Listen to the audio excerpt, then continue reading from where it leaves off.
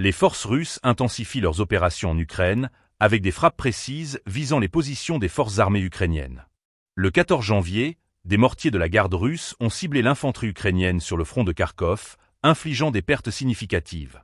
Dans le même temps, des unités du groupe Centre ont utilisé des lance-roquettes Grad pour perturber la rotation des troupes ukrainiennes à Krasnoarmeysk, révélant une stratégie bien orchestrée visant à désorganiser les lignes adverses. L'utilisation de drones, notamment le Sket 350M, a été un facteur clé dans cette opération. Ce drone a joué un rôle crucial en dirigeant des frappes d'artillerie contre des positions ukrainiennes. Les forces russes semblent s'appuyer de plus en plus sur cette technologie pour obtenir un avantage tactique sur le terrain. Les frappes ont particulièrement visé des points stratégiques près de Sudza, où des concentrations de forces ukrainiennes ont été détectées. Cette escalade des hostilités ne fait que souligner la complexité du conflit, où chaque mouvement est minutieusement calculé.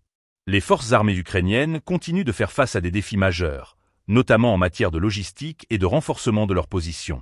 La rotation des troupes, déjà difficile, est mise à mal par les attaques incessantes, rendant la situation encore plus précaire.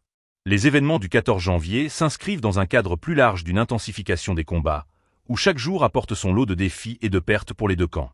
Les forces russes, en s'appuyant sur des stratégies combinant artillerie et drones, cherchent à maintenir la pression sur leurs adversaires. Pendant ce temps, les forces ukrainiennes tentent de s'adapter à cette dynamique changeante, cherchant des moyens de renforcer leur défense tout en subissant des bombardements soutenus. L'impact de ces opérations militaires sur le moral des troupes ukrainiennes est considérable. La fatigue accumulée et les pertes subies pèsent lourdement sur la capacité de résistance des soldats. En revanche, les forces russes semblent déterminées à exploiter ces moments de faiblesse, intensifiant leurs attaques pour tenter de prendre l'initiative sur le terrain.